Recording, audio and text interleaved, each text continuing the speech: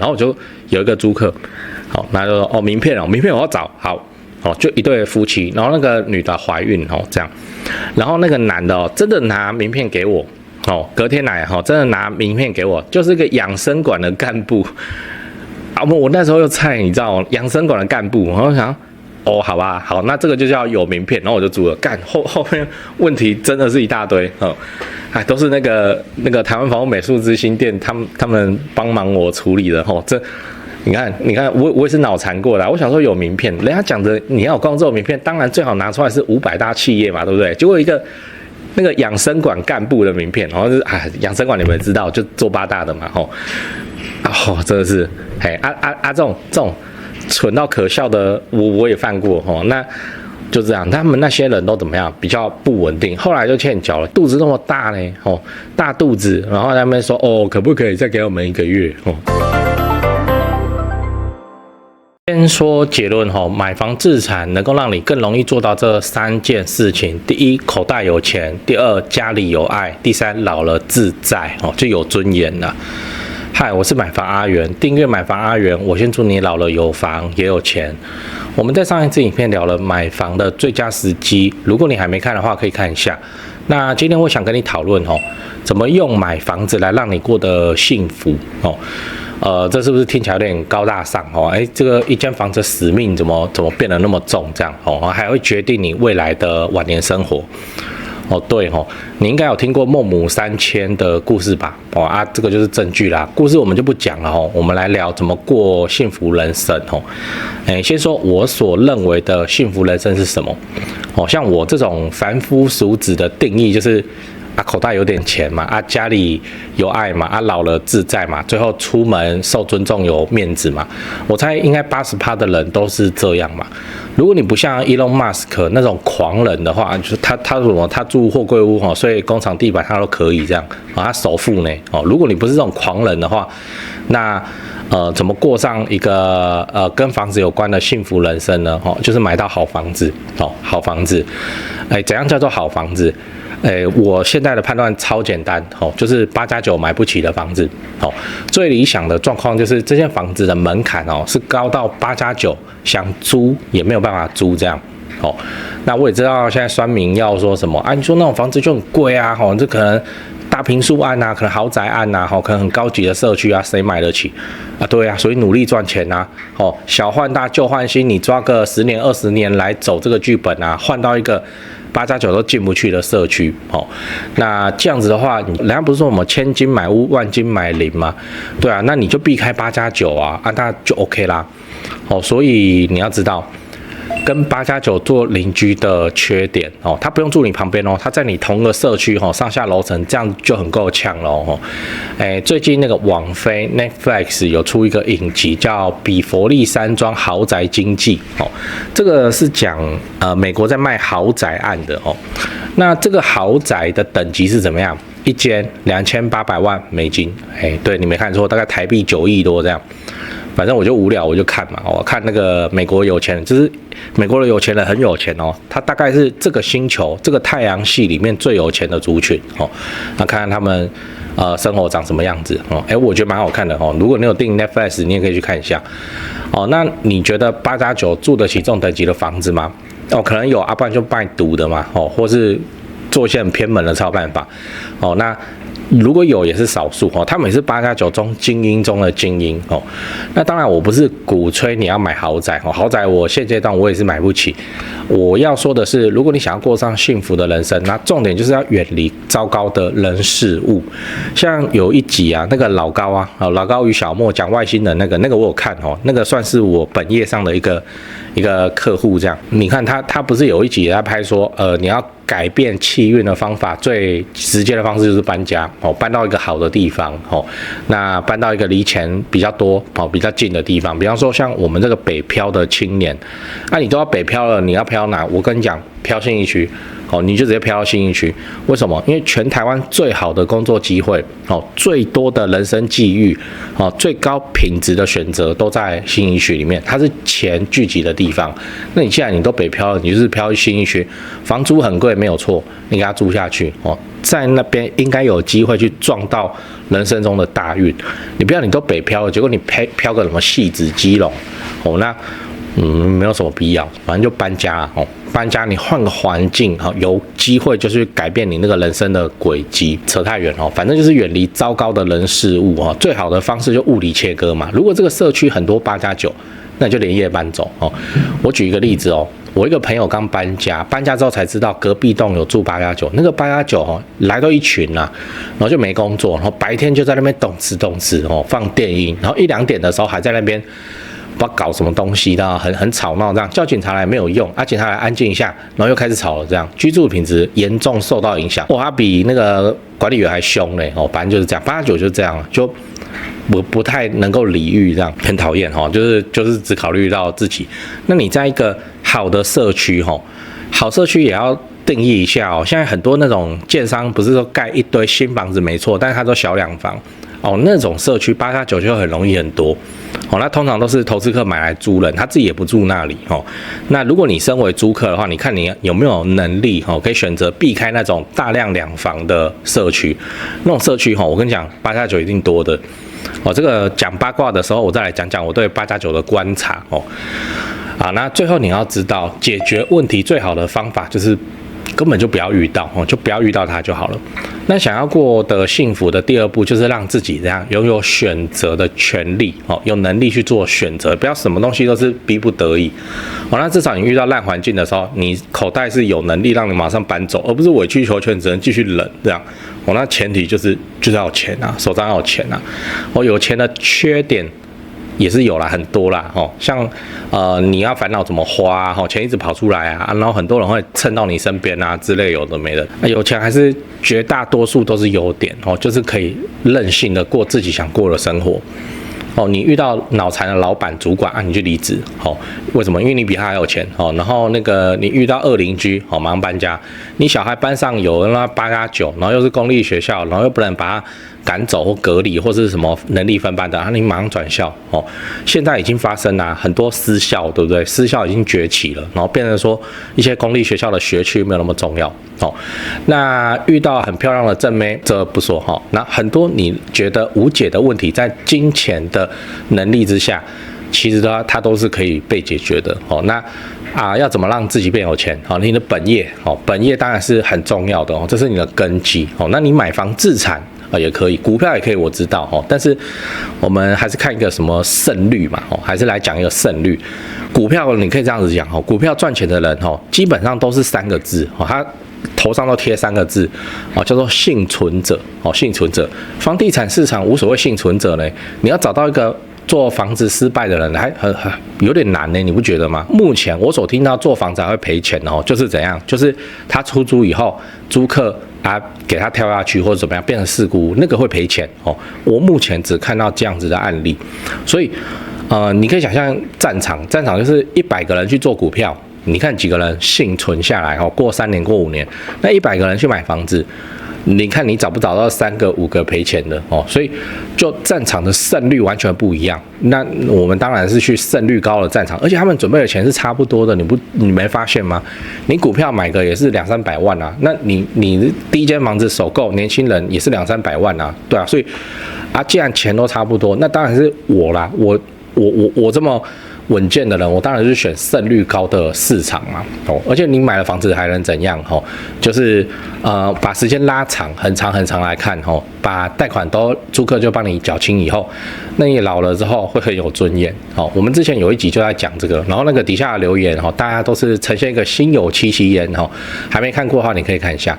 买房子就可以帮你做到这些事情，口袋有钱因为资产然后家里有爱，因为儿女等着分遗产还没开奖之前大家都对你很好这样那老了很自在那至少你不会因为有一些钱想要花，然后在那边东算西算，不用那努力一辈子了，都那么老了大概就是要做到想干嘛就要干嘛要有能力去做这种老年的生活，那个才舒服嘛，这3点都做到，那此时你就会怎么样？就会很有尊严，很有尊严。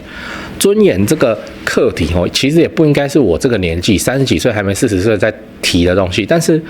我不是跟那个我一直推荐的嘛，台湾房屋美术资讯店店长很好嘛，对啊，那没事，我们也是四处去看房子。他跟我讲的，就是越来越多买房，尤其是看着房地产现在在大涨，那很多。就很奇怪5、60岁结果他没有房子现在才要来买房子。然后现在房子，你看他年轻的时候不把它买起来，他就觉得说一辈子租房子long溜人，然后自己一个人这样子逍遥自在。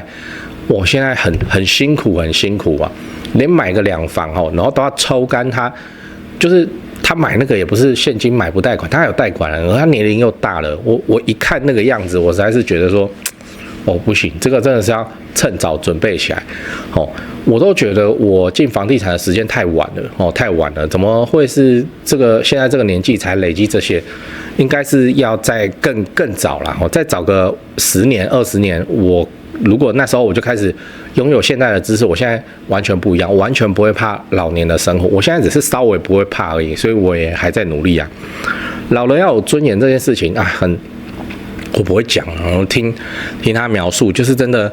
老了没有恒产你没有一个缴完贷款的房地产在住真的是很辛苦，很辛苦啊！你50、60岁，有退休金又怎样？你还有房贷啊，那个生活起来不是各种害怕嘛？我就不希望我或我自己家人以后会遇到这种状况嘛所以现在本业也是相当努力，然后去累积这些房子的资产，那都合法嘛，对不对？政府又没有禁止你买房子，只是现在买房子的那个规定很多很严格而已啊，就是这样。所以这就是为什么我这么提倡房地产的原因。我相信啊，我到我乱讲，我75岁的时候，我宁愿要我手上有很多间正在收租的房子，我也不想要什么我手上有个4、5千万的股票，我那股票干嘛？对啊，还是房子就更加理想了好啦，讲完了我们今天讲怎么用买房子来让你过得幸福。那我先跟你分享了幸福，在我这种凡夫俗子的眼里啊，就是口袋里要有钱，家里要有爱，老了你要很自在然后都很有尊严。那这样子过上一个安稳的人生第一点最重要就是远离糟糕的人事物最直观的做法就是你就去8+9进不去的社区远离8+9，这个日子才平安，才会长久。那想要过得幸福，你自己做到第2点就是，你要让自己有选择权白话的说法就是要有钱啊。很多你觉得无解的问题，在金钱的魔力之下，其实都是有解法的。那要怎么让自己的财富稳健的膨胀以现在台湾的政策环境，这版本答案不是就告诉你了吗？买房自产，你会觉得现在买房的限制超级之多，尤其是在贷款，然后严查金流有没的。你换个角度想就是房在涨才要打房子在涨才要打那其他政府想要你做的事情想要推广绿电，那个推得要死，对不对？没人理他。就是房子它不用推，大家已经往那边挤了，然后才一直把门槛垫高就是这样所以换句话说，这个就是政府认证会涨的东西。那我们有能力上车就是上嘛不然要干嘛那股票也是我在录这支影片的时候。前一天说台股大跌700多点，一片哀鸿遍野然后隔天这个今天我在拍影片的时候已经收盘了，然后又说涨600多点，不是啊？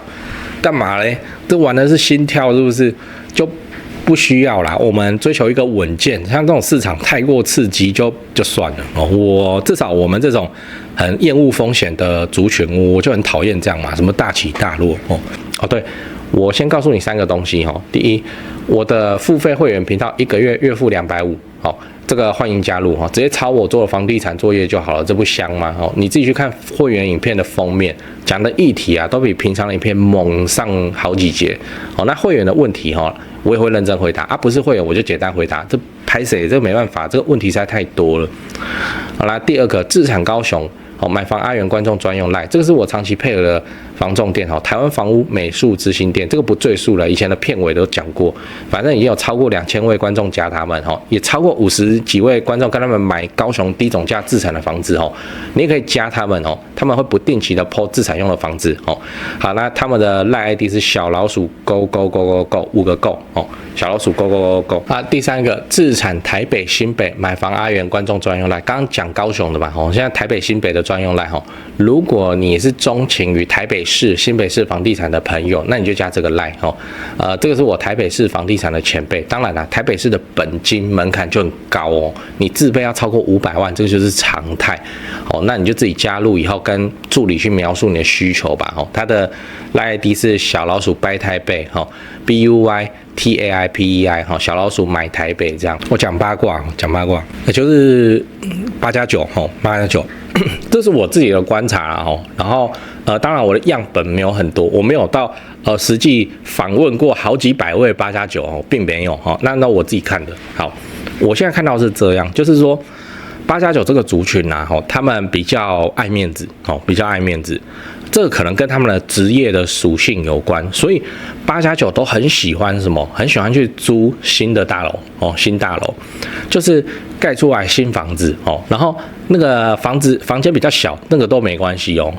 那他们就是很喜欢挤进去新大楼里头，尤其是现在建商不是很多都盖小两房，对啊那他们最喜欢的他们就会住进去，然后他们的那个交友很混乱，就是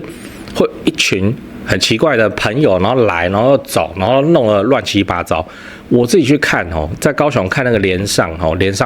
不是盖小两房，对啊新的在美术馆那边，屋龄很轻啊。就这么漂亮的大楼那个电梯也是新灿灿的电梯那角落就有槟榔渣什么东西就是这样8+9他们的生活习惯就是这样他就吐他的槟榔渣他就丢他的烟蒂那什么抽烟他就是直接给人家在里面抽，那也不是他们买的呢，他们要租的呢。然后他们就我不知道8+9就比较，这跟我们的生活都完全不一样。他们就是现在能负担到多少就给他去租下去，他完全也不考虑他以后租金能不能稳定的把它缴出来他们欠租金都比房东都还凶的呢8+9就是这样。然后8+9的那个男女的生活比较乱，8+9很爱养狗，你有没有发现都养那个贵宾啊、比熊啊，都这样然后你看人家好好的房子就常常就会变成这样子乌烟瘴气的。这个我有一个朋友就有租到做8大的那就是这样好好的房子就被弄得那个狗大便也不清就给它养在阳台然后那边叫，然后邻居他们什么有没的，然后乌烟瘴气然后后来那个欠缴状况也是很多。还有那种我们讲做小三房小三不是小的三房而是小三房，就是很多啦，很多做8大的他们就会帮自己的小三去租一间他们如果要租的话，租或买都有他们通常是租的话，他们也是租新社区那请问这个房租谁付？他叫那个小三自己付吗？怎么可能所以都是那个男的付了，然后这个就很不稳定那个 Sugar Daddy 他要是不想帮他付，好就直接欠租，然后欠租之后又住在里，反正